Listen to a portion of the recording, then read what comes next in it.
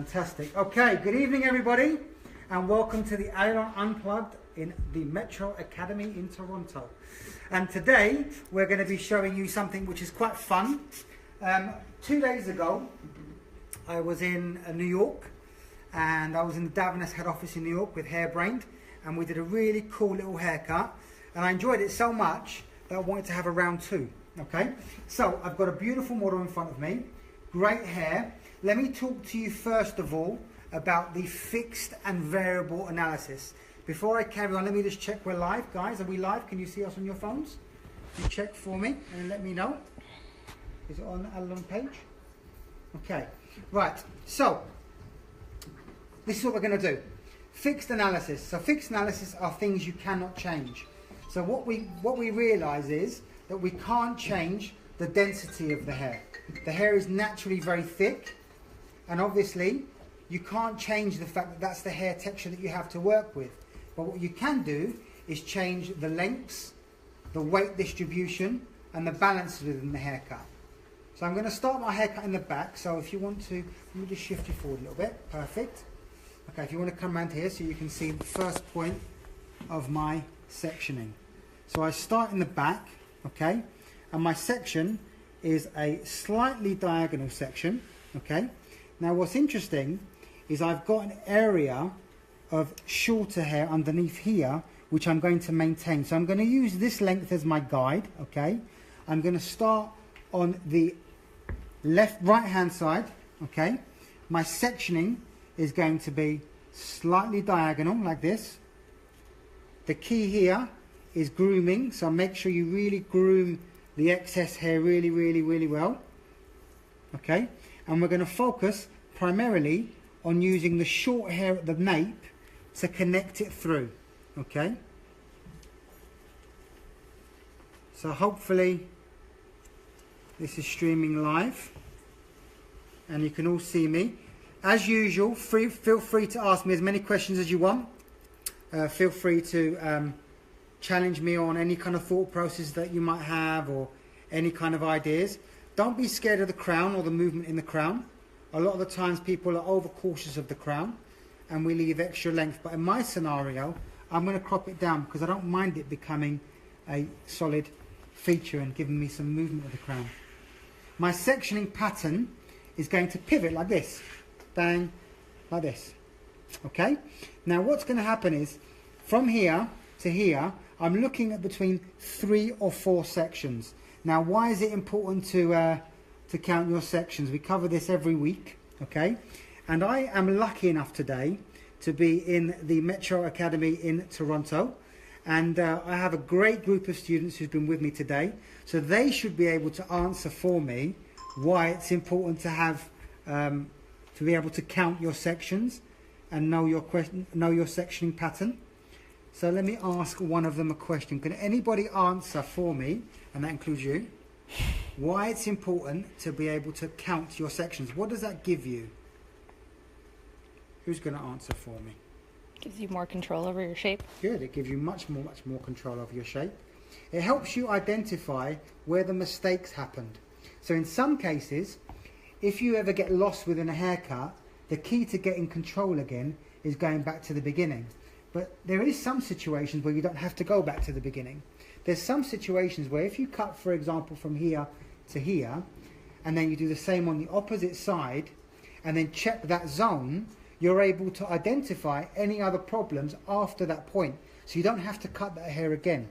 Once you've cut it once, technically, you shouldn't have to cut it again. Now watch this. At the moment, my body is straight, the head is straight. Now if I'm going to try and pivot from that point, so my next section will be here, the danger of pivoting like this is that basically what happens, my spine will end up bending. And that's a dangerous position for me to be in because I don't want to damage my spine. So what you do is tilt the head up and slightly to the side, and that enables me to straighten my back, okay, and get control over my shape again. See, now I can get the same angle, the same shape, and my back can be straight. Because all I've done is tilted the head slightly. So if there's any questions that anybody's asking, feel free to interrupt me and feel free to ask me. Anthony has a question. Hey Anthony. What is your vertical shape? Good question. So in this scenario, my vertical shape is following the contour of the head, so it's a round cutting line. And in this scenario, the factors that are being used are basically my elevation and my cutting line. Now in this scenario, I'm not necessarily using any other direction when it comes to the hair that I'm introducing to the cutting line. But I am using over direction when it comes to the actual guide itself. Now can you see, look, my section, because of the texture of it, is not clean. So you don't just start cutting hair. That's lazy cutting, and we don't ever do that, yeah? We try and avoid working like that. We take a clean section, so we should be able to see the skin.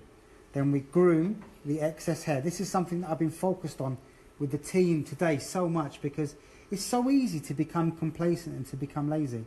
So never be scared to really focus on your grooming, because your grooming will be the difference between you having control and you not having control. So now my number system is 1, which is obviously my initial guide. 1 is going to 2, 2 is going to 3, 3 is going to 4, and so forth. So now I've cut, you could see, if you come behind me, you could see I've cut almost like a triangle zone of length. Can you see that? Yeah? Good. Okay. So now I'm going to come around here. I'm going to take a section from the top of the head and I'm going to go through down into the corner of the recession. Okay? So what's happening now is I'm basically isolating the top from the rest of the shape. Okay? So Anthony, good question. In that back zone, my vertical shape is round. Sorry, yes, because due to my cutting line and my elevation, and my horizontal shape was also round because I'm working on the base. Now here, I want to do something quite interesting.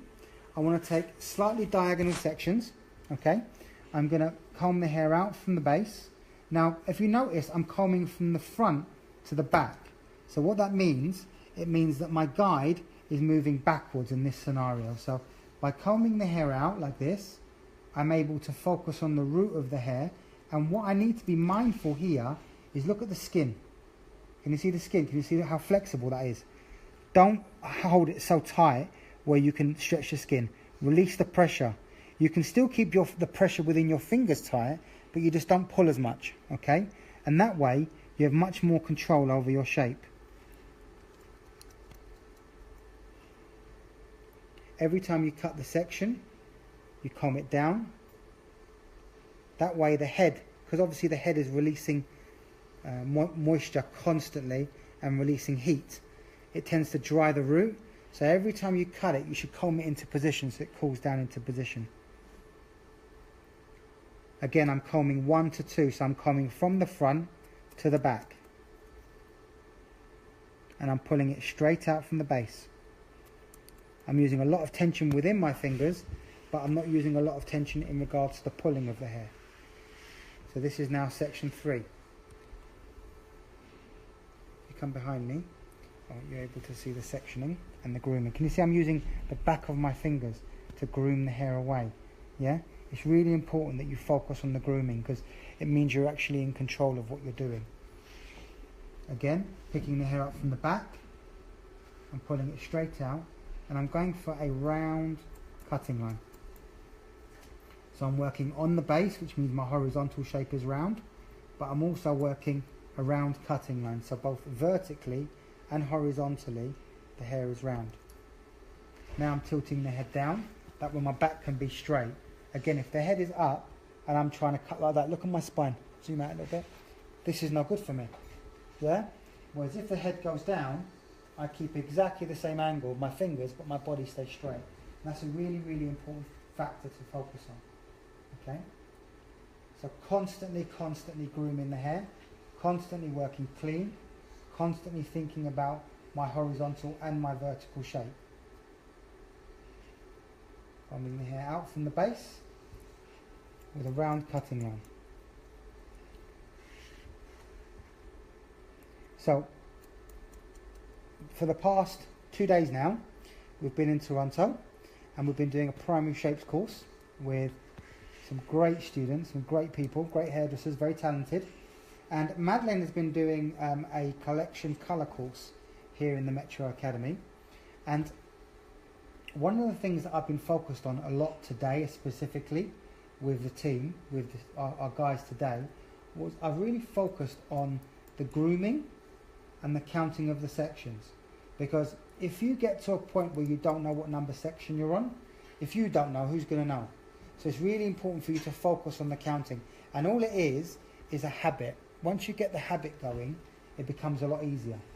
So again, I've almost got up to my triangle. I've got a couple more sections before I get to my triangle. I take a vertical section with the wide tooth of my comb. I comb through with the tight end of my comb. That way it's clean, super clean. And if I need to, I can dampen the hair down. At the moment, the hair is nice and wet, so I don't have that problem. Johnny, there's a question. Cool. Who's the question from? Gina. Hey, Gina. Are you graduating or layering? Good question. So in this scenario, I'm pulling the hair straight out from the base and I'm cutting a round cutting line. So because I'm cutting a round cutting line, I'm not building into any weight, which means I'm layering the shape through, I'm collapsing the shape. So in this scenario, I'm actually layering. Okay, exactly the same concept. Now, as I come down, what's going to happen is, because I worked diagonally through, there's an area here which is the length that I initially worked on. So as I work my vertical shape down, I can actually get a guide to help me there, to make sure my balance is correct. So if you watch now, I'm going to pull the hair, I'm going to start from the bottom. Now watch, see? There is my, see that point there? That point there is my cutting line from when I was working diagonally.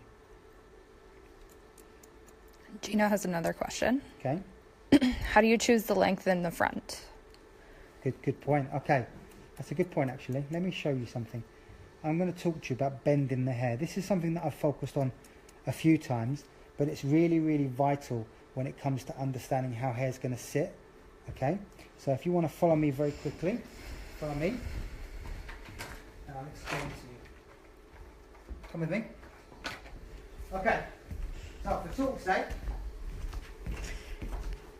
let's just imagine this is a bend in the hair, like this. Now, if I cut, let's imagine the face is here, and the face is staring at you, okay, here. So in effect, this hair is coming out of the side of the head here. If I cut the length here, the ends of the hair are going to flick away from the head. If I cut it here, the ends of the hair are going to be quite static and sit flat. If I cut it here, the ends of the hair will bend in. So when you're analysing choice of length, you have to think about whether you want it flicking out, whether you want it collapsing, tucking in, collapsing, flicking out, collapsing, tucking in. Now, if I cut it at this length here, which is what I'm doing, in effect I'm cutting out the bend of the hair. So the hair is basically hugging the head. Now if I go a centimetre shorter there, that end there will stick straight up. So understanding the bend and the positioning of the bend is the key to choice of length. And one of the biggest things that I would say to you is don't worry too much, because a lot of that comes with experience, okay? Follow me back. That's a good question, Gina. Right. So, back into my shape. So I know by using the choice of length that I've chosen, I'm able to help the hair collapse. Now, because the hair is quite sparse and quite aggressive in texture because of the bleach, I'm going to use the Day, okay, DD Mist from the Davines product range. I said it before, I'll say it again. It's my favourite cutting lotion, okay? And if you apply it and then just comb the hair through, what will happen is it will calm down the roots, and as the hair dries because of the heat from the head, the hair will start to set into position. This is a really good cutting lotion. It's not too heavy. You can use it over and over and over again, so don't be scared to use it. Okay? You could use the oil milk. The danger of the oil milk is that if you use too much, it can get too greasy, it can be too heavy. I've already sprayed one pump of this prior going live on every single zone of the hair, so it actually has oil milk in it at the moment. And that helps nourish it. It's got really, really nice kind of milk kind of feeling to the hair. Makes it really soft. Okay, coming up to my last little inch of hair, I'm going to continue working vertically, continue grooming. Remember, There's lazy hair cutting and then there's disciplined hair cutting. And if you want my honest advice to you, every time you look at people on stage and every time you look at people doing shows and stuff, try not to think of them as being any different to you, because they're exactly the same as you. The only difference, the only thing that you could argue they do differently to say what you might do, is that they're a bit more disciplined, so they're a bit more focused. The more focused you are, the more control you have. Trust me, anybody can do it, anybody can cut hair properly. They just need to understand the rules and understand why things are happening, which takes us back to the Allilon philosophy, the hair philosophy. So the Allilon hair philosophy is getting people to understand when, why and how. So when to do it, when not to do it. If they're going to do it, how should they do it, how should they not do it, and then why. Why should they do this and why should they not do that? And if you can understand the philosophy, it helps you with your decision making, which then will help you be constantly in control of what you're doing. And let's be honest, every single hairdresser out there, all we ever want to do is be in control of what we're doing, because we want to be proud of what we're producing.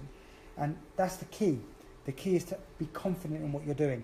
And don't be scared to make mistakes. Even if you get the wrong length, even if it goes completely wrong, celebrate in that mistake and try and understand that that's part of the processes. If you knew how many haircuts I still do, that are where I make mistakes and I'm learning constantly. So never be scared to make mistakes, and never think you're too good to make the mistake either. That's another thing that people sometimes challenge with. Okay, so I've got another 2 more sections and I should be done. I don't know if you noticed, but when I got to that point, my shape connected much quicker. So if you look carefully, can you see there was my diagonal shape from before? That's the length from before. So I'm coming and I'm connecting it through. There you go, round cutting line. Combing it down. Remaining sections, 2 more sections. Guys in the room, if any of you've got questions, I want you to ask me. Don't be embarrassed to ask, okay? Because if you're thinking it, the chances are they're thinking it too. I did have one question, Okay. but Hit me with it. I think Ianku, I probably butchered that, says why, but I'm not quite sure to what. Okay. Okay. Let's, if you don't mind, Yanku, if you ask the question again, and if you can try and be a bit more specific, I promise you I'll do my best to answer it for you. Right. Last section. Boom. Comb it once, cut it once, move on. Remember, Kokomo, we talk about it every week, okay? Kokomo is short for comb it once, cut it once, move on. If you have to cut the same piece of hair twice, it means you cut it wrong the first time.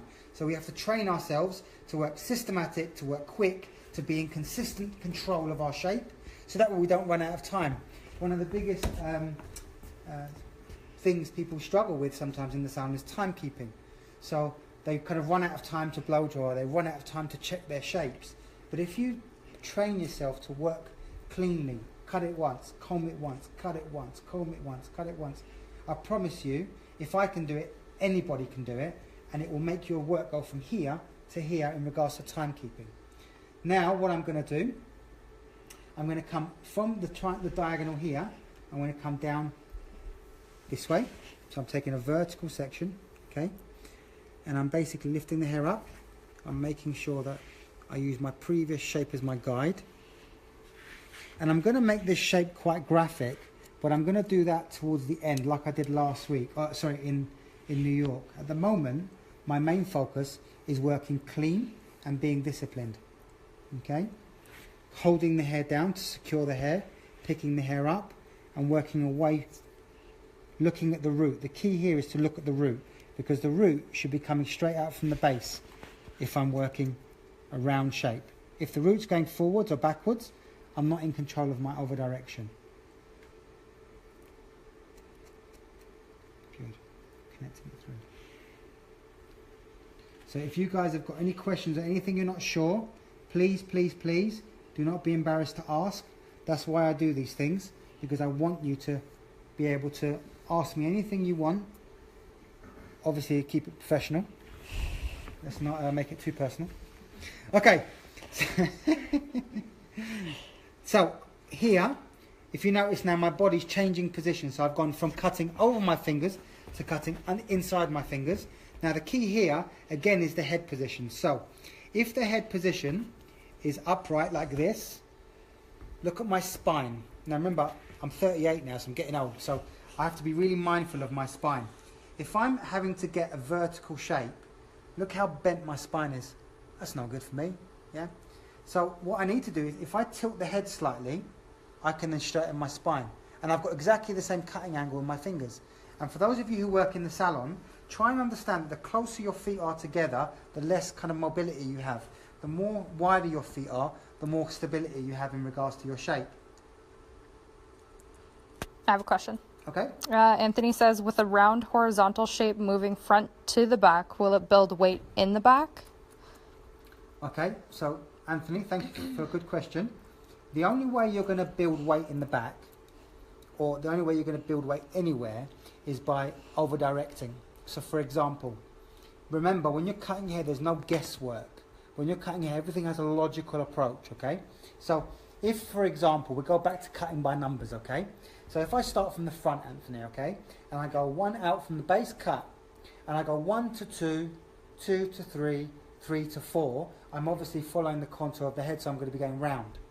If I stop at 3, for example, then I pull 4 to 3, 4 has further to travel before it's cut, which means that 4 is going to be slightly longer than 3. And then if 5 goes to 4, again, I'm increasing in length. So if I continue to change my number system, I'll basically end up getting a longer area in the back. And that's the danger of not counting. It's really important to be mindful of your number system. That's a really good question, Anthony. Thank you for asking that question. Really think about your number system, because your number system tells you anything. Yeah, it tells you what your horizontal and your vertical shape looks like. It tells you your method of working. It explains to you what your body positioning should be. It's a really, really, really good tool for understanding your shape. While I'm cutting, let me just quickly tell you what I'm going to be doing. I'm going to continue taking vertical sections through to just on top of the ear here, and then I'm going to stop. So in the meantime, I'm going to introduce someone very special. Okay? This person is, first of all, well, I've met this person about 6-7 years ago, and as well as being a business colleague, he's actually become a really good friend, almost like a brother to me. And he is the owner and the distributor for the Davines North America in Ontario. His name is Frank. I call him Frankie. You can call him Frankie if you really want to. Frank, do you mind coming up here a minute? Come up into the spotlight, mate. So everybody, this is Frank. Frank, say hello to everyone. Hi, how are you? So, Frankie, do me a favour. Just explain to the guys, because we've been around the world everywhere, and we've got a lot of huge supporters, but since day one, Frank's been, I can honestly say this from my point of view, one of our biggest supporters, and really believes in our journey and what it is we do and how we do it. Do me a favour, just explain to the guys what it is you do, what Metro stands for, why you created Metro, and why the association with Allilon and Davines. Quite simple. Well, we've been doing this for pretty much 47 years, 48 years, family-run business, and the philosophy of Metro was never to really basically be in distribution to sell a product. It was always to help make a difference with our community of hairdressers, our creative artists, and help them evolve to a better place, to a different elevation of their skill sets, their trade.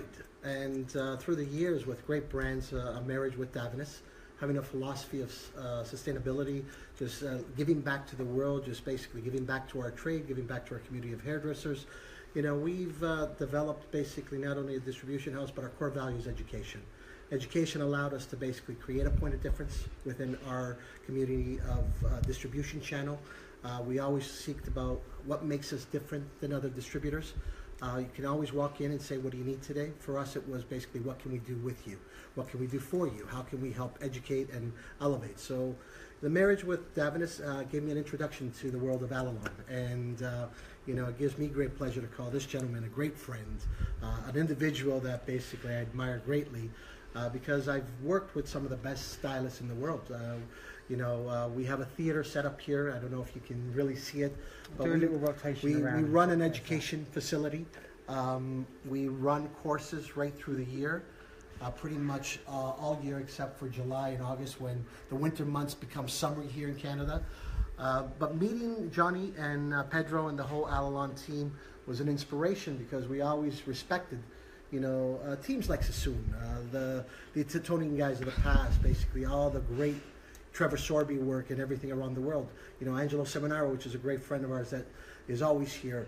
But I saw a unique difference in what Allilon brought to the table. It was special. It was about basically making the artist, the stylist, the young entrepreneur, the person basically wanting to make a difference in our industry, understand what their journey needed to be.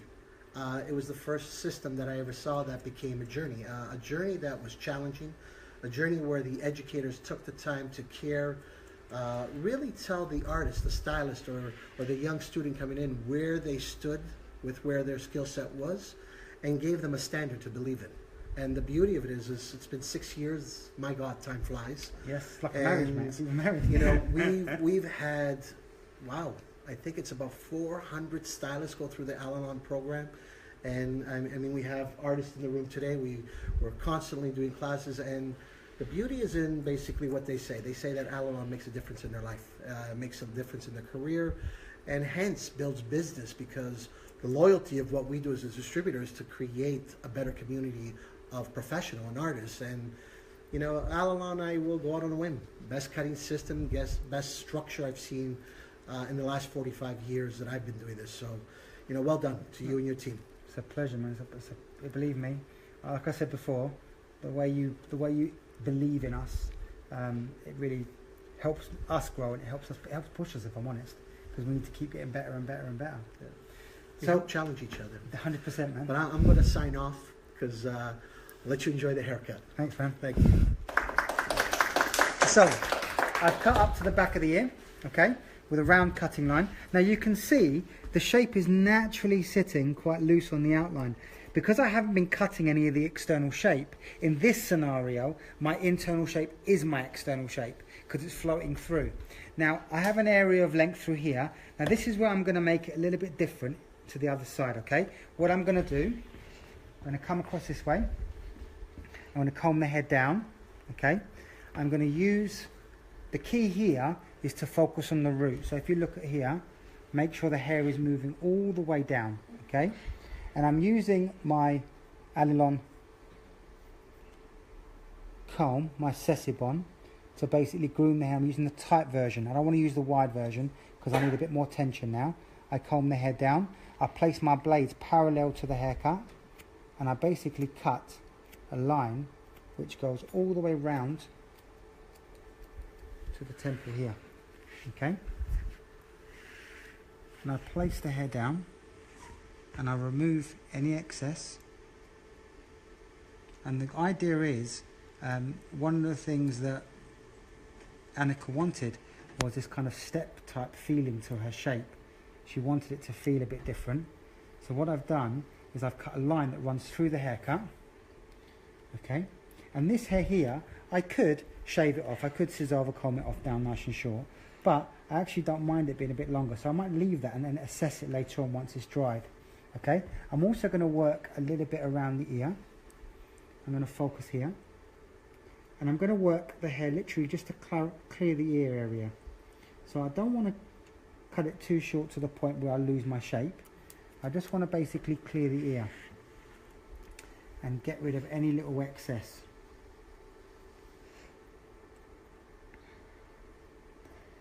Flavius has a question. Who's got a question, right? Flavius? Flavius, hey, mate. Probably butchered that too. You're doing a great job, by the way. What products do you use before you do the haircut, and why? Very good question. Very, very good question. So, in my scenario, I've used, prior cutting, I used a little bit of the oil milk, because it gives me that kind of soft conditioning agent, and you do get a little bit of a build-up, okay? Prior to that, we use the Momo shampoo and the Momo conditioner. Now, what does Momo stand for? Momo stands for basically moisture. It's one of the Davines Essential Care range. And it's basically, try and think of them a little bit different. Try and think of them as care range, which is obviously your shampoos and conditioners. Then think of them as styling, which is obviously a completely different animal. The styling products I used was the oil milk, which is this one here if you want to zoom in here. So it's the oil milk. And I used some, I'm going to be using some Love Smooth, to help me moisturize the hair. And I'm also going to be using some oil, but my cutting lotion is the Day Day. Okay, now what I need to do now is I need to start to allow the hair to dry naturally. Now look at this hair here.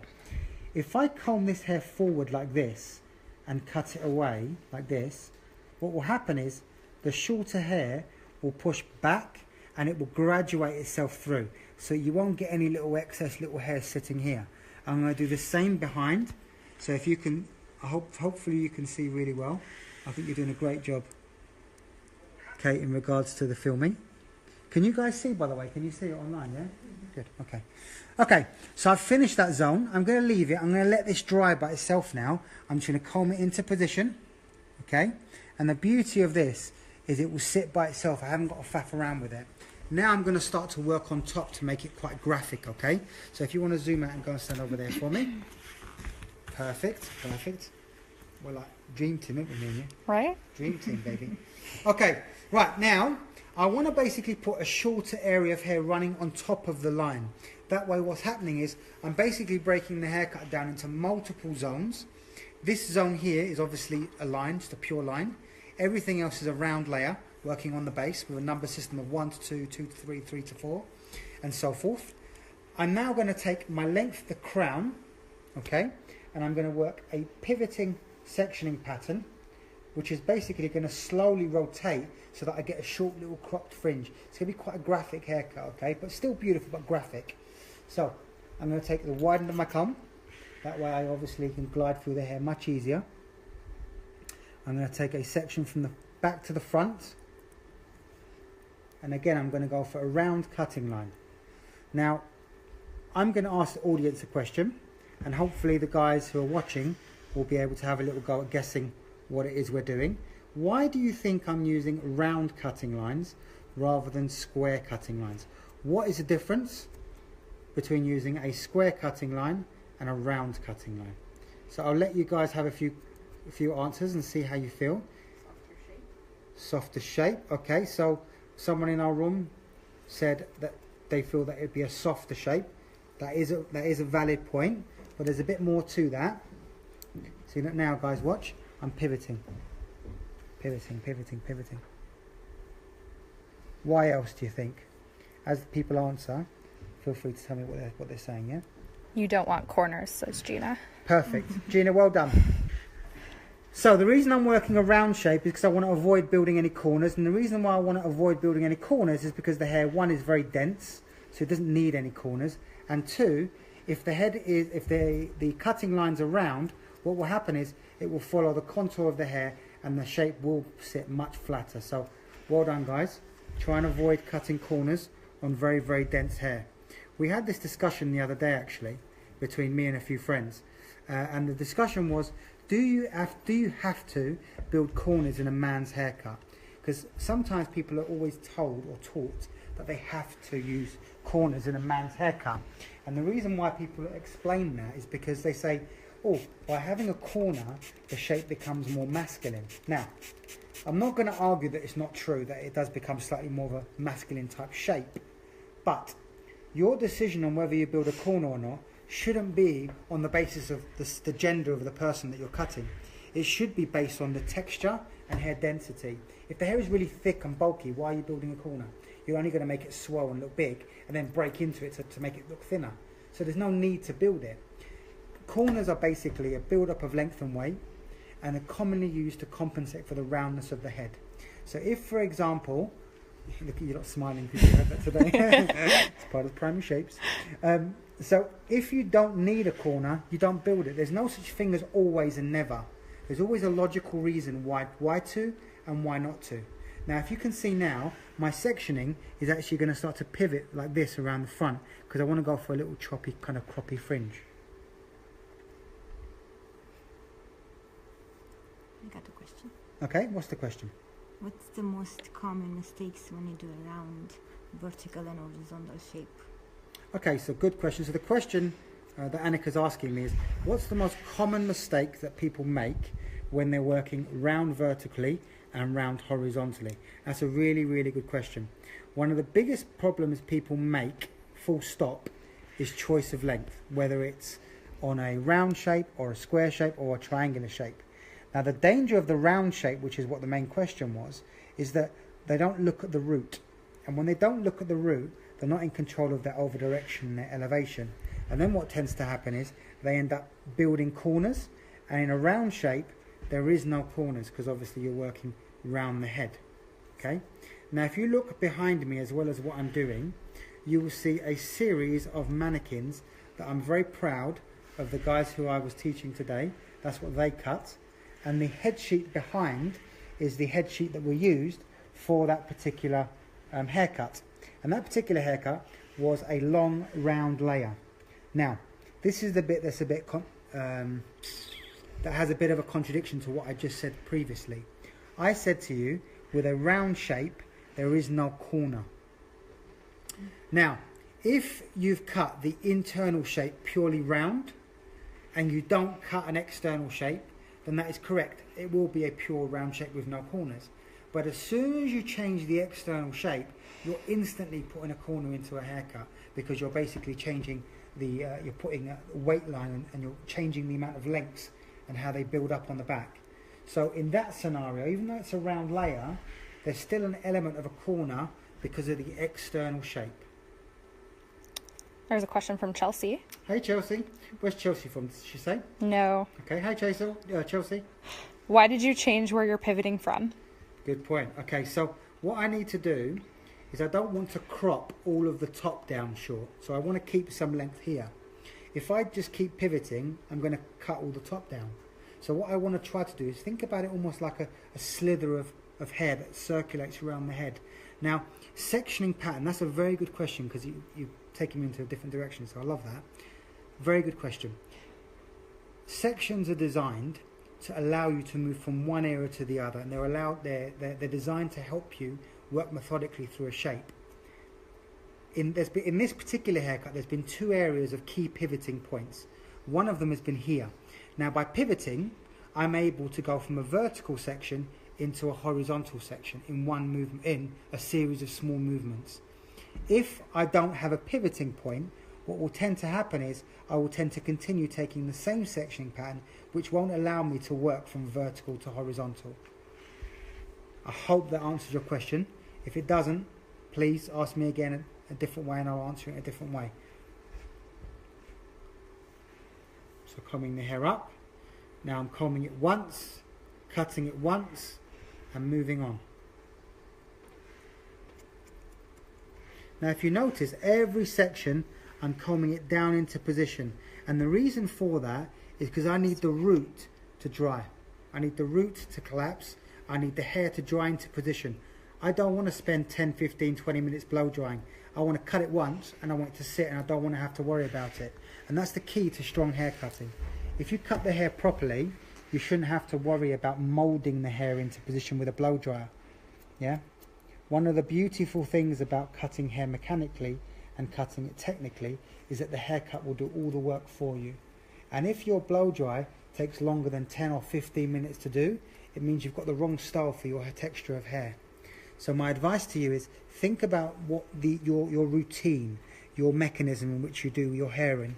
And if you take too long in the morning doing it, it's the wrong style for you. So speak to your hairdresser and get them to suggest something that embraces your texture rather than fights your texture. Okay, now from here I'm going to pivot again, so I'm going to come round like that. So in effect what I'm going to do is cut this zone into the length underneath. So I'm almost coming to the end of my basic cutting, and then I'm going to work on all my external shape after the hair is dry. So I'm using the length there as a guide, and I'm connecting it through. Good. In a minute, once I start to cut my external shape, the haircut's just going to pop and come alive. And that's the beauty of working internally first. Because I'm working my internal shape first, my external shape is going to be the thing that actually becomes a key focus point on making the haircut really come alive. Because good technique is mirrored with good colour and good external shapes.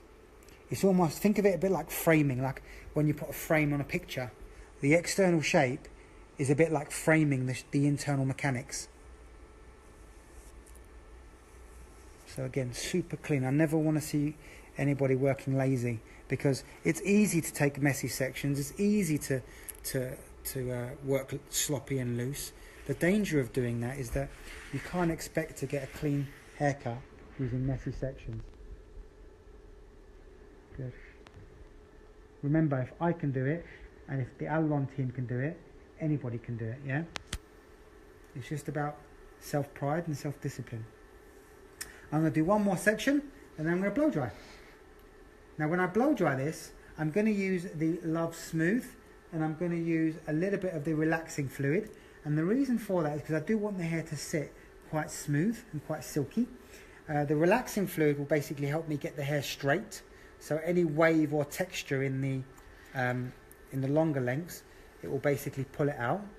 And the Love Smooth will basically help me hydrate the bleached hair and give it a really smooth, silky kind of feeling. So basically, in effect, I have an area of disconnection just in the top here, okay? All this hair, I'm going to comb it down, and then I'm going to apply my product. Now, if I show you how to use the product properly, because one of the biggest problems stylists have is the mismanagement of product. In other words, they'll either use too much or too little, or they use the wrong type of product for the wrong type of texture. So in this scenario, I'm going to use the relaxing fluid, and if you look carefully, I don't need a lot because the hair is already quite short. All this is for my long length on top. I am going to obviously distribute it down the bottom, but the key area is my length, because this is a straightening product. Can you see the glisten on it? That also gives me an element of shine to it, okay? It's quite a sticky product, can you see? So it's quite a gooey kind of product. So you really need to distribute it really well. So rub it back and front of your hands. Otherwise what happens is you go blip, and then you've got one big lump of product.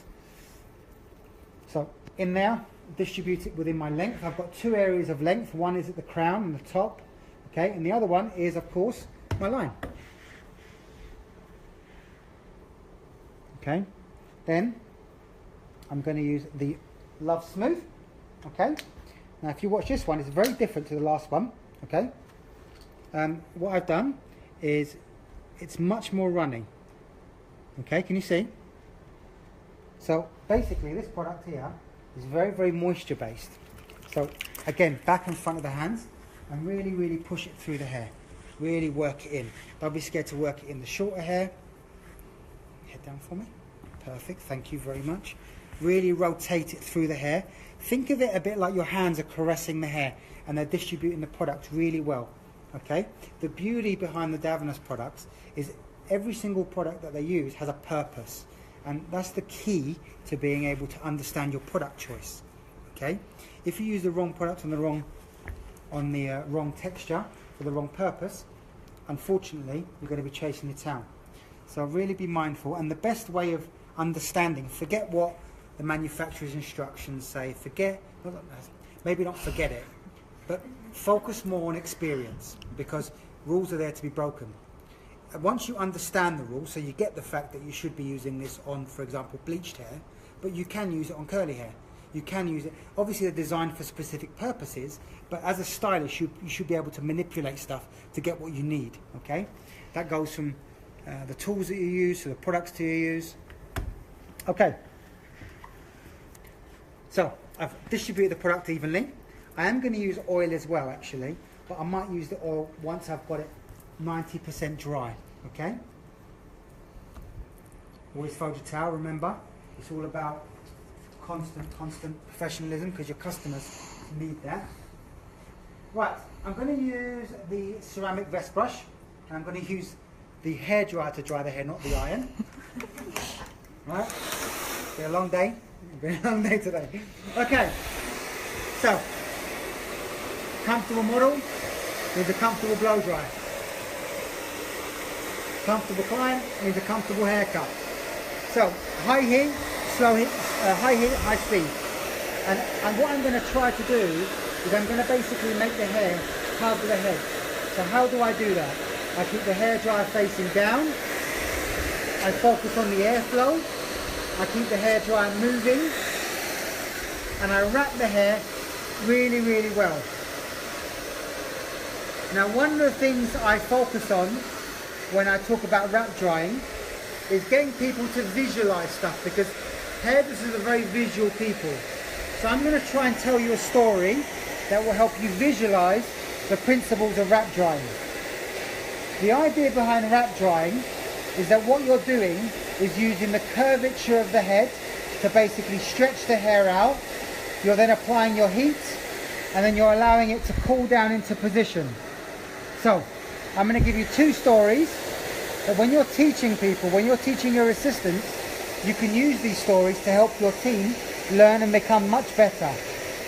So story number one.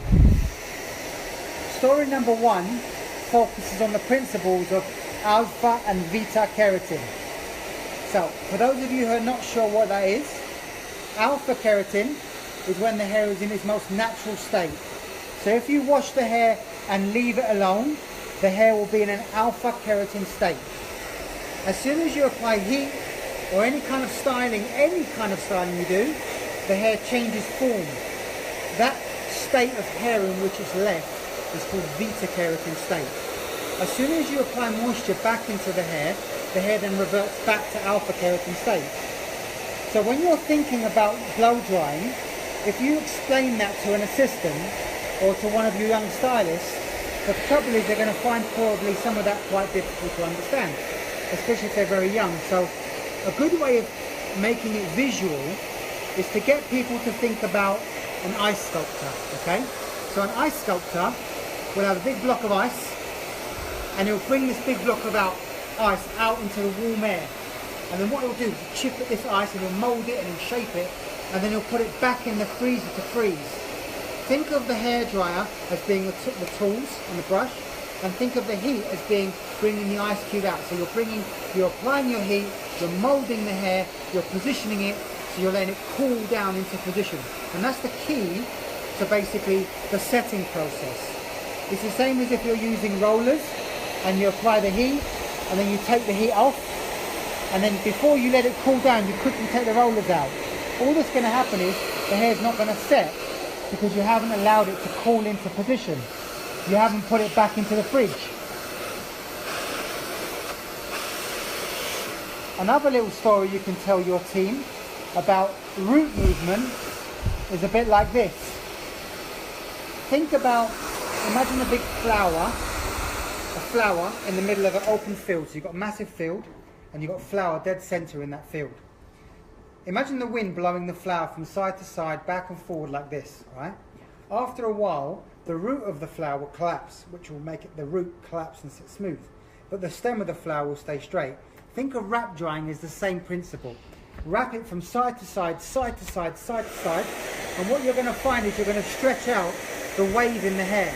You're going to stretch out the root, and the root will collapse and sit into position. So really stretch the root. Don't be scared to manipulate the bend. Don't be scared to focus your airflow.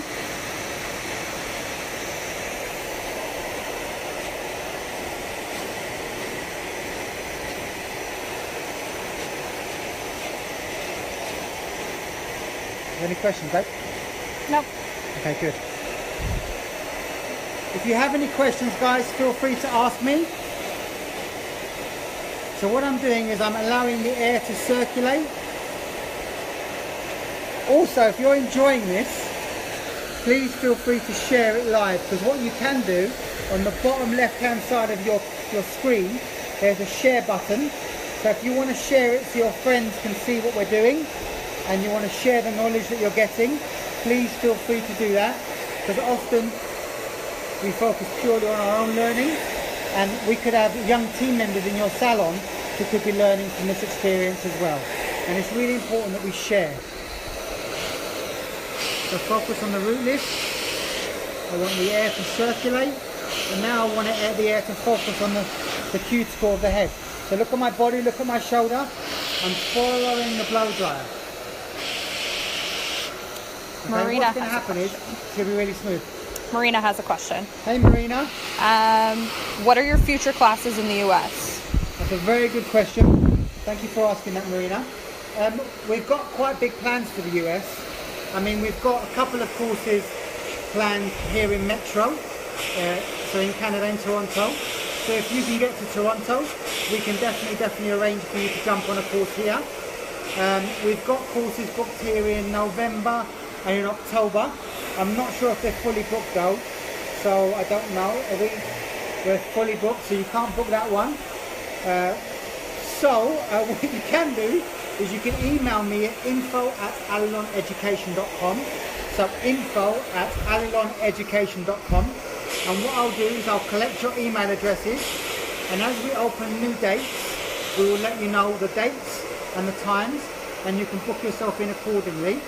I know we've got something planned in America, in the States, in November, and we do have a date, so I can let you know that date once you email me. I can't remember off the top of my head, if I'm honest, so I'm not going to try and blag my way through it. But if you email me, info@alliloneducation.com, and we'll let you know any dates and where they're going to be. Tola would like to know, does the hair get oily when you brush it that much? Okay, good question. Tola, did you say? Yeah. That's a nice name. Where's Tola from? Doesn't Tola, say. let us know where you're from, mate. It's a nice name, I like that. So is Marina, by the way, just so you know, Marina. Yeah, my sister's name's Marina. Okay, so the question is, does the hair get oily the more you wrap dry? So, when you rub the scalp, okay, so when you brush the scalp, what tends to happen is you stimulate something called a sebaceous gland. The sebaceous gland is basically similar to a sweat gland, and it contains something called sebum. Sebum is the hair's natural oil. So when you stimulate the scalp, what tends to happen is you can release some sebum into the scalp, but it's not bad oil, it's good oil, and it's really good for getting a nice shine. So as you're wrapping it, the natural oils are being absorbed by the hair, and you're getting a really nice shine to it. Okay, now I'm going to start to cut all my external shape and have my external shape come alive, okay? You can see here, can you see how it's breaking on the ear? In other words, because the ear is quite predominant, it's becoming far too, making it stick up. So what I'm going to do here, just here over the ear, I'm going to take a vertical section, and I'm going to take away some of the density of the hair that's sitting on that point. So I'm going to elevate the hair, okay? I'm going to ignore obviously the short hair underneath, okay? And I'm going to basically take that corner off the hair. And what's going to happen is that will sit flatter. And I'm going to over direct everything to section 1. So 2 to 1, 3 to 1, 4 to 1, 5 to 1, and so forth. I just want to say, I often talk to the team about this, and it's very, very humbling. For those of you guys who are tuning in for the first time, we've been doing this since January, but we've been very, very lucky to have people tuning in every week. And even though it is quite nervous doing it, it's very, very humbling, the fact that you give up your evenings or your time to basically watch the team and myself doing hair. So I just want to say thank you. I really appreciate the fact that you're giving up your evenings to watch what we're doing, and I genuinely hope that you're enjoying what we're doing. So now, if you come and try and film over my shoulder. So now I'm going to comb the hair down. Because I've graduated, because I've layered that shape, sorry, I've obviously graduated the line slightly. So what I'm going to do with the clipper,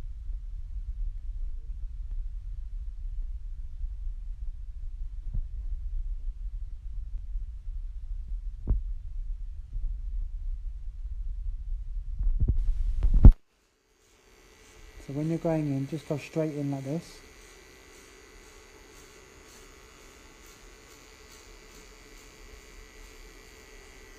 Don't go from side to side, just go left to right, okay?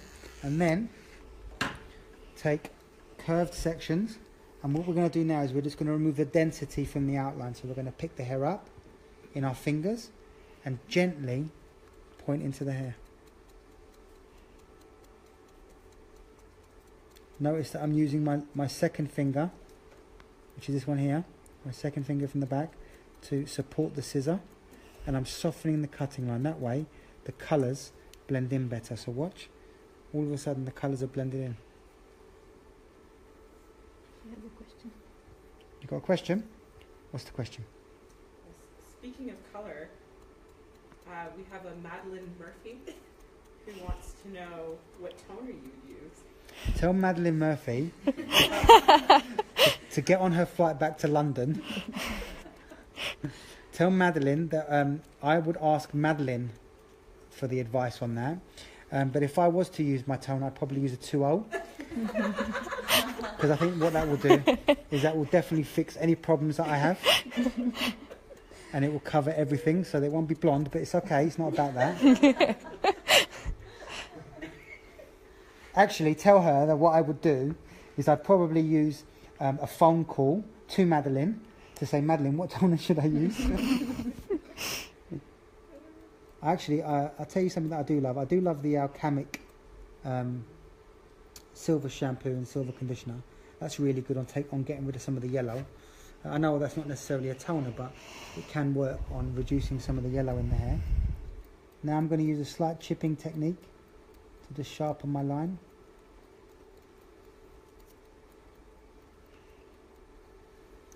Okay, good. So, now we come through the back. Now I don't mind this being quite soft and quite natural. Usually I'd put quite a graphic outline in, but I'm actually quite liking the fact that it's quite natural. So I'm just going to comb the hair down and I'm going to softly point into the hair just to give it a little bit of strength. But I want it to feel quite natural. So here, can you see here, this is obviously an area where the shape's changing.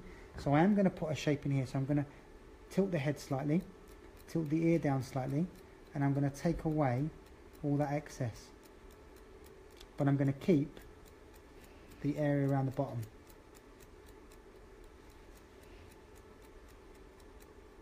See? Like that.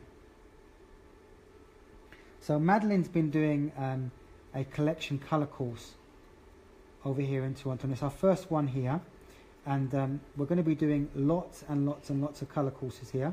The guys have really enjoyed it, which is really good. We will be designing some courses specifically for the market here. So things like foil work is something that definitely most hairdressers can learn a lot from. So we're going to be doing a course specifically on foiling. So for example, highlights, back-to-back slices, sectioning, things like that. So we're going to be working on that. Also, we're going to be working on colour changes and also bleach and tones, which is something that people sometimes struggle with. So if you're interested in any of those kind of courses, please again feel free to email us at info@Allilon Education, and we can see when we're doing it, and we can let you know when we're going to be doing them and where we're going to be doing them. So again, carving out that hairline, just for the interest of time, because I know obviously for some of you it's very late where you're watching it. Has it been telling you where people are from? Watching? No. Okay. Okay. A good thing to do every so often is get rid of the excess hair, because basically you're not sure whether it's attached or not. So always remove the hair. Let me come around here. Good. So coming around this side, the same principle. I'm removing my length from the top. Okay. And with this side, what I'm going to do is I'm going to work a little bit more deeper with my pointing. Okay. And I'm going to use the tips of my scissors. Yeah. And I'm going to support it with my finger. Like this. And I'm going to rotate it around the ear. I really want it to be super clean. So think of this as chipping, okay? So we're not pointing at the moment, we're chip cutting, and the whole point of chipping the line in is you end up slightly more of a solid, slightly shattered line. And I'm going to curve around the ear because I want that to be a beautiful little feature, that little sideburn area. There you go. Look at that. By carving that out there, what happens is it ends up making this area here look even longer, which is I think it's really pretty. Now what I need to do is I need to refine and clean. And what that will happen then is it will make it really defined looking.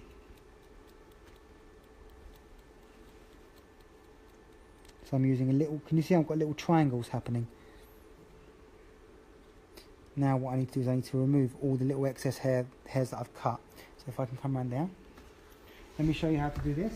Again, you need a really tight, clean, ended scissor to be able to achieve this. Otherwise, you simply can't get tight enough. I'm using obviously the Allilon scissors. They're 5.25 in length, and the beauty of them is obviously they've been tried and tested by all of the team over and over and over again, and we've edited them and changed them constantly to try and make them the best we possibly can. And it's been an interesting journey, I'm not going to lie. There's been a couple of times where I wanted to give up, because it's a world that I didn't know about, you know. It's a world that I was trying to get to know. And what I've realised is the tighter the ends, the more defined the ends become. Danny has a question. Who has a question? Danny. Okay, hi Danny. How would you adjust the shape for curly hair? Wow, what a good question. What a good question. Okay, how would I adjust this shape for curly hair? So, the difference between this type of texture and curly, obviously there's many different versions of curly, yeah? So if we're talking about afro hair, that's one discussion. If we're talking about, for example, kind of Brazilian type curls, that's another question. If we're talking about Mediterranean type curls, that's a different question, because they're all very different in texture, they're not the same. So, the difference between working on curly hair or cutting this haircut on curly hair compared to straight hair, the basic answer, no matter what the curl is the choice of length. Because the choice of length will allow the hair to either sit and respond nicely or kick and become very, very hard to manage. Okay? So choice of length will be the first thing you need to think about. Ideally, if you're dealing with really, really, really tight curls, you wouldn't necessarily go this short, because it'd end up looking like a bit of like a little microphone, like a little kind of Michael Jackson kind of afro type shape. But if you wanted on, say, quite strong texture, you could do it. You could definitely do it. You just need to be mindful of the texture, mindful of the choice of length. So now can you see here, I'm going to comb the hair down with the wide end of the comb, okay? And I'm going to work against the grain. Now again, the sharper the scissor is, the more you can define this, the quicker you can define it. Really, I'm sculpting the hair around the hairline. And in a minute what I'm going to do is I'm going to put in a really short graphic fringe, which again will make the hair pop. Comb the hair through. There you go. Look at that. By cutting a curve here, what happens is it hugs the eye, so the eye becomes a focal point. Okay, and by taking the hair away up to this point, this little bit of length from the side ends up making the jawline become a focal point, because it points down to the jawline. So what I'm doing is I'm focusing on two features of the face that subliminary, you know what I'm talking about, is being identified and being focused on simply without you even realizing why it's happening, why you're looking at it, just simply because of the positioning of the length and the positioning of the angles. And that's the beauty of hair cutting. It's like you've really got to understand how the features work, how the shapes work, how the positioning of length works. And just for interest of time, I'm just speeding up the neck hair.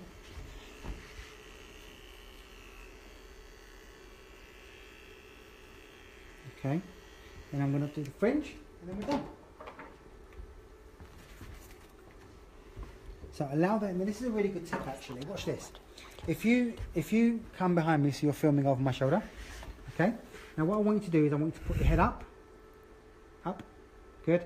Look left, look right. So let me help you. So you're going to look left, and you're going to look right, and you put your head down. Okay, that is how the hairline wants to sit. So there's no point me combing it into where I want it to be and cutting it, because it's never going to do that. So what you need to do is don't touch it now, just visually make it work, because the customer, the client, this is how the hair is going to sit.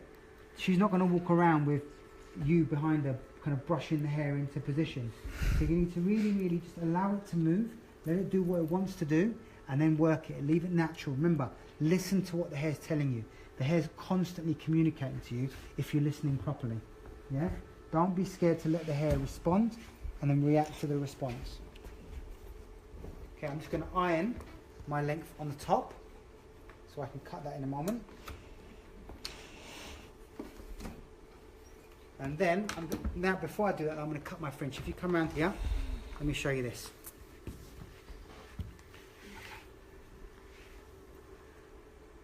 So I want this to become a really, really bold statement. So I've got this beautiful line that runs through the side, okay? So what I'm going to do is I'm going to ignore the line, and I'm going to come right up here.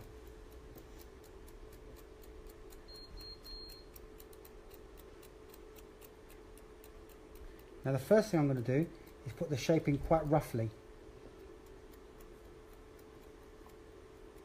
Once the shape is in, I'm then going to spend loads of time making it really super clean.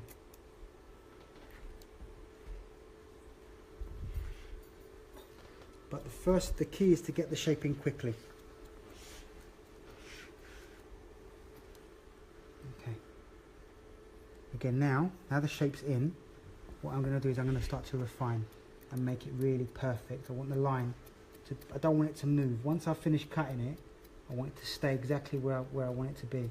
So again, place the scissor on your finger and really, really focus on the detail. Remember, it's every single hair has to be cut to the same point for it to work. If one piece of hair isn't sitting right, it might look good if you spray it in place with a bit of hairspray, or if you're taking a photograph for a magazine, because that's not real. Whereas if you cut it really right the first time properly, really clean, it's untouchable. It won't change. And that's the beauty of cutting hair. The haircut comes alive, and it just does all the work for you, and it's a piece of sculpture, really. That's how you should try and think about it. Try and think of it a little bit like hair is your material that you're constantly manipulating. Whether you're setting it, whether you're blow drying it, whether you're cutting it, how you manipulate it is up to you. Obviously, I like to manipulate it with my scissors.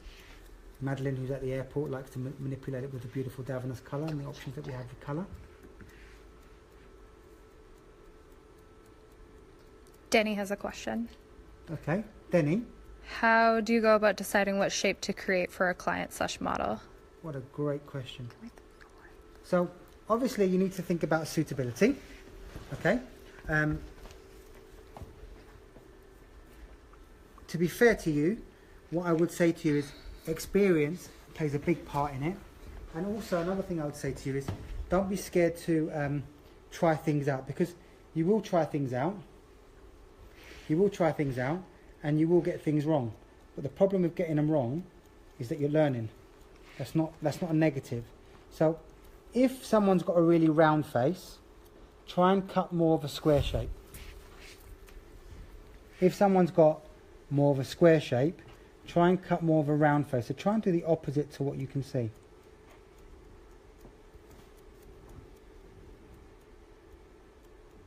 Good.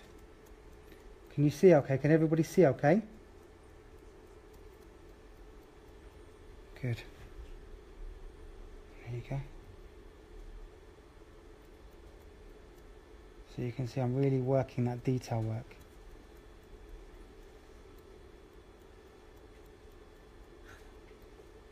Every little bit of detail, every little bit counts.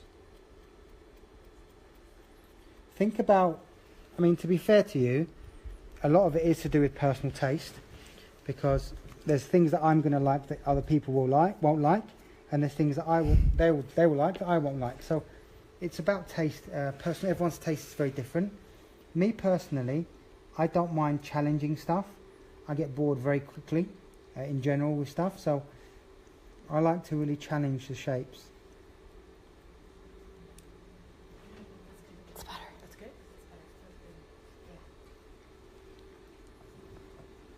Okay, good. How's that looking on camera? Good. Okay, now my length here. What I'm going to do is I'm going to put a little bit of oil in the hair. So with the oil, 1-2 pumps max.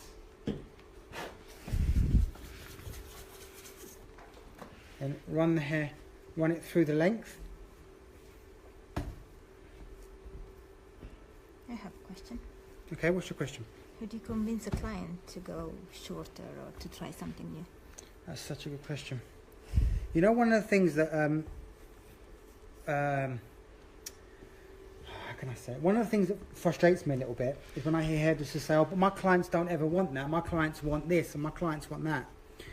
Your clients want what you tell them. Your clients want options. That's what they want. They want you to give them options.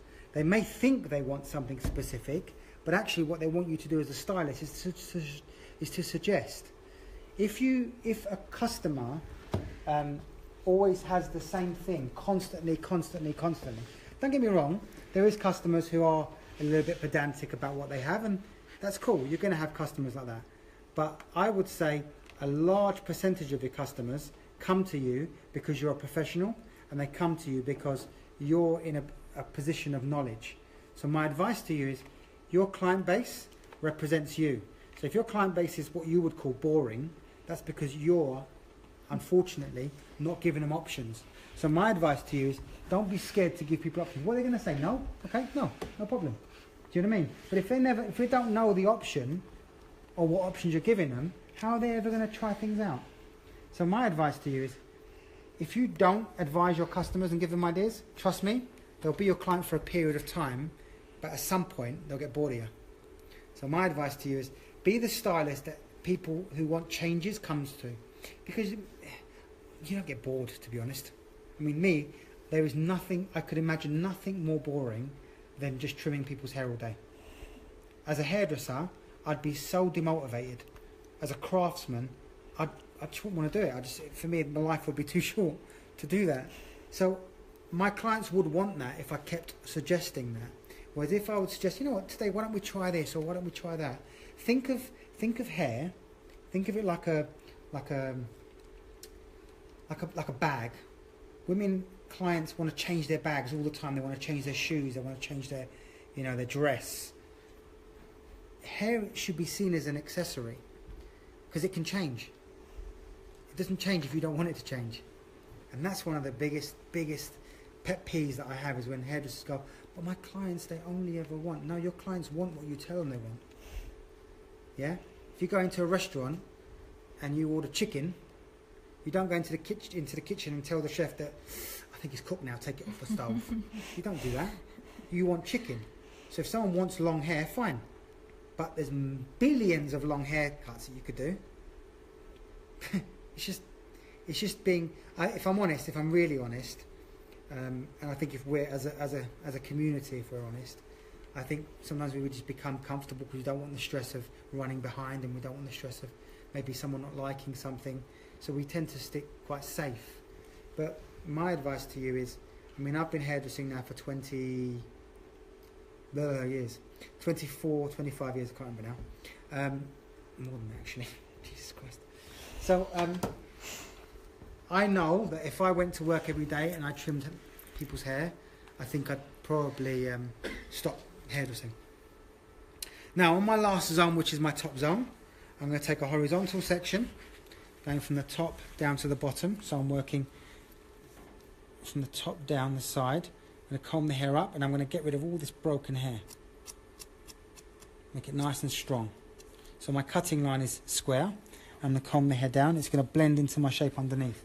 And I'm going to work on the base slightly, but for section 2 on the base. But then all the remaining sections I'm going to over direct back. Don't let go of what's in your hands unless it's clean. So if you notice, I'm constantly standing at the back. Now let me show you this. Zoom down at my feet. Can you see these lines that I'm lucky enough to have on the stage? The key here is to put my feet behind the line. That way I know this is always my starting position. If you come back up again. Now as I work forward, I need to be able to move to be able to take my section. So this is what you do. You keep one foot stationary behind the line, and then you move the other foot, you pivot, you take your section, and as you pick the hair up, you go back to your stance. And if you're using the line, you can't go wrong. It's practically impossible to go wrong because you're using a focal point in the room to control your balance. Okay? Using the wide tooth of the comb, again, the reason I'm using the wide tooth is because I'm trying to avoid tension, too much tension, which will cause me static. And every section now, which is my last section now, I'm just going to comb it back, and I should be done. So if you've got any last minute questions, feel free to ask now, or forever hold your peace. Lauren would like to know, how do you account for growth patterns in the fringe area when cutting shapes like this? Beautiful question. So again, going back to the choice of length discussion, if someone's got a really, I mean, ironically, 15 minutes before I started this haircut, I cut a friend's hair, and she's a beautiful young lady, and she's got beautiful textured hair, a little bit processed. She has lots of different colours happening, so the hair's quite aggressive in texture. But what would love to have had was be a short fringe. Now, of course, I could cut her a short fringe. I could blow dry it straight and cut her a short fringe, but I know I'd be doing her an injustice because she'd never make it look right, and it would always look a bit wonky because she's got growth patterns in there, and her hair's really textured. So I could do what she wants, knowing as a professional that it would be the wrong choice. It'd be different if all the hair was kind of cropped and short and, you know, choppy and spiky. You could probably get away with something like that. But when the hair's long, you just don't want to get into a situation where she's walking around and in her mind she feels like it looks right, but to everybody else she won't be able to blow dry it in the same way. So again, it's really hard because you want to make people happy, but you have to. You're a professional. You're the person that's making. It's your name on the haircut. It's your statement. You're saying this is what you're good at. Now, if you look carefully, because of the way I've placed it, I can hide the fringe completely, and I can make it look like a soft feature. And if I want to change it, I just flip it around, and it becomes a focal point. So I'm able to really play with my shape and disguise the shape really easily. Okay, 2 more minutes and then I'm done. I'm just going to spend a bit more time getting all this absolutely perfect. I'm not going to go for second best. Second best is unacceptable, so I'm going to make sure this is super clean, and I'm also going to make sure that the colours blend in well. So I'm going to elevate the hair, and I'm going to point into all the lengths to soften the bleach, get rid of some of the bleach from the ends so it blends in better.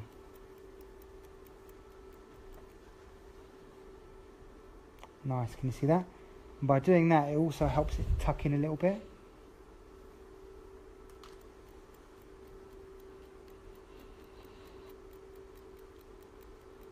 Now when you're pointing like this, try not to just point into one area. Try and move quite freely through the shape.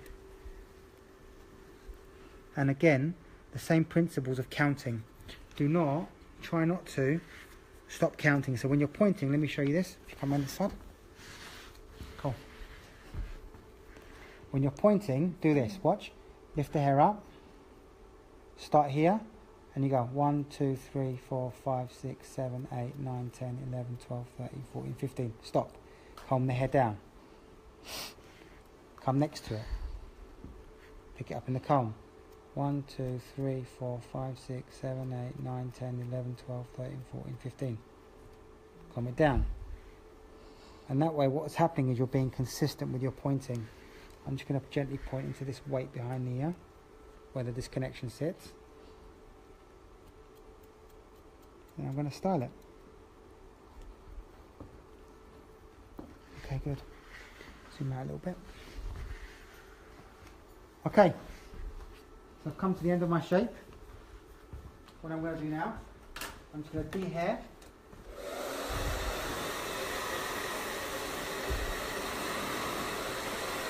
And you can see when you start to come on here, when you start to move the hair around with the hair dryer, you can see the haircut coming alive.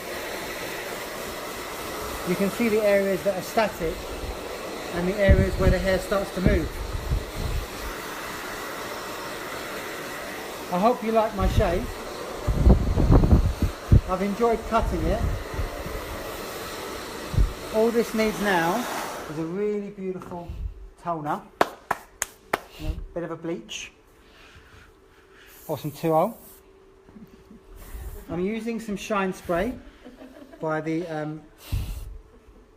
Davines, and this is a beautiful spray. Actually, do me a favour, would someone mind getting me a little bit of maybe some kind of wax or some kind of paste, if possible?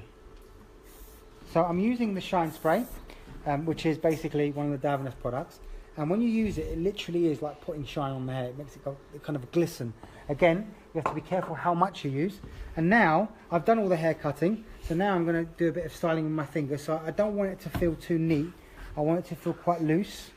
So I'm wrapping the hair with my hands, and I'm going to apply a bit of product to it as well, which is going to encourage that texture. Okay, and every time you move the hair, it should have this sense of freedom to it.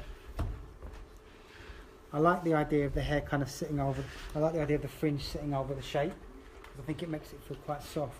I like the idea of this kind of wrapping kind of effect. Calm the head down, the detail work down. Good. Thank you very much. Have a look. Perfect. I'm going to use the moulding clay, which is quite strong, okay? Damage moulding clay. And all I need is a tiny bit of that. I don't need a lot, okay? Because I'm only going to put it on the short hair. And again, to really make it pliable, really rub it in and get it nice and hot. The hotter it is, the more pliable it is. Okay, and I'm going to avoid going near my length because I don't want it to be clunky. I'm just going to gently work it into the hair with the palms of my hand, like this. And what will happen is it will just make the bleach feel quite textured.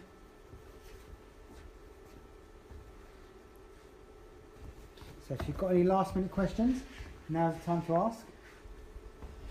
I just want to quickly take a few moments to say thank you to the people who have stayed behind to watch me do this haircut. I hope you guys have enjoyed it, and I hope you've learned a few little tips. Okay, thank you obviously to Frank for inviting me to Metro and staying behind, bless him, when he could be at home relaxing, staying here and watching us do this.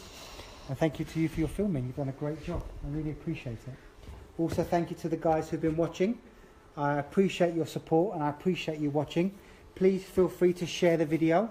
The more people that share it, the more we get to obviously widen our community, and the more we're able to get younger people inspired and learning new things and focusing on the whys and why nots and the hows and the whens. Good. Okay.